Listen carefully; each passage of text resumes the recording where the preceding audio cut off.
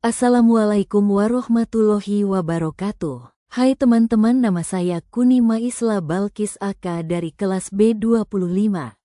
Ingin membuat video edukasi untuk memenuhi tugas ujian akhir semester dengan membahas tentang riba yang ada di dalam Islam. Mari kita simak bersama-sama.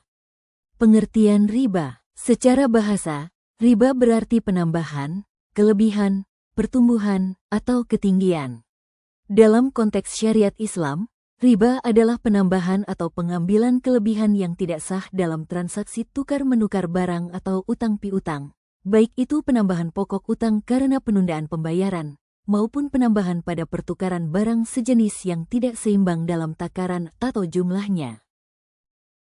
Secara umum, riba dapat dikategorikan menjadi dua jenis utama.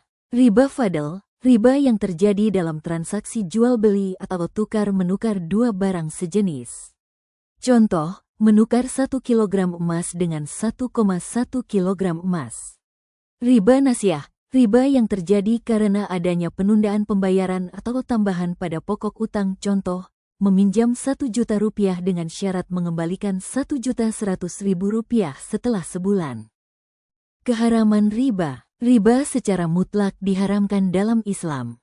Keharaman ini bersifat tegas dan bertahap dalam penurunan ayat-ayat Al-Quran yang menunjukkan betapa seriusnya dosa riba di mata Allah SWT, seperti menciptakan ketidakadilan, menumpuk kekayaan pada satu pihak, menghambat sektor real, dan mematikan semangat tolong-menolong.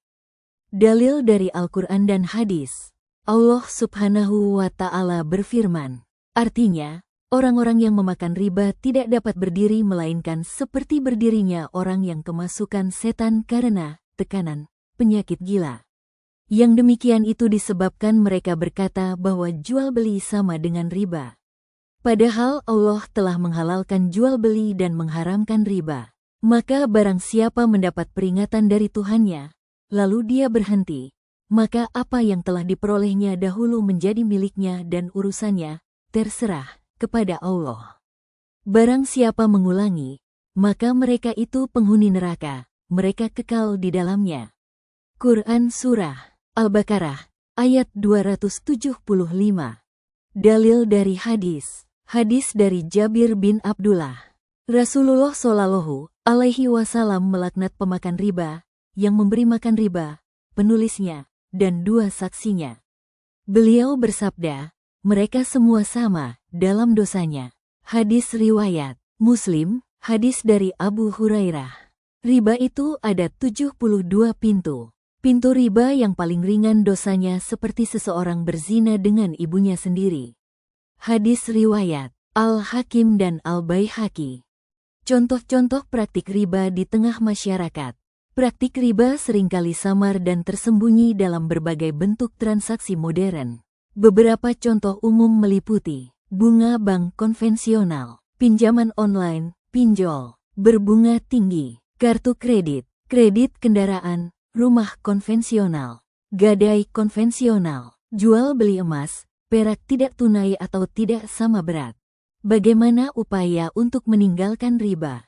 Meninggalkan riba membutuhkan tekad kuat, pemahaman, dan langkah-langkah praktis. Pendidikan dan pemahaman agama. Memulai transaksi dengan prinsip syariah. Perbankan syariah, beralih dari bank konvensional ke bank syariah. Pembiayaan syariah, menggunakan lembaga pembiayaan syariah untuk pembelian kendaraan dan lain-lain.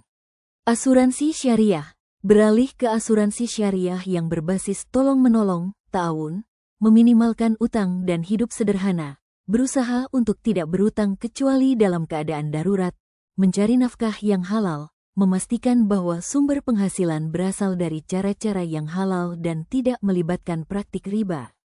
Niat dan kesungguhan, meninggalkan riba adalah sebuah jihad finansial. Taubat dan istighfar, jika sebelumnya pernah terlibat dalam riba. Demikianlah beberapa hal yang bisa saya sampaikan. Sebelumnya, saya mohon maaf yang sebesar-besarnya kepada hadirin sekalian. Apabila dalam penyampaian tadi mungkin ada kesalahan kata atau beberapa pernyataan yang menyinggung hadirin sekalian. Saya ini hanya manusia biasa yang tidak luput dari kesalahan. Mentari senja telah tenggelam, hujan turun mulai terjatuh. Ku tutup presentasi dengan salam. Wassalamualaikum warahmatullahi wabarakatuh.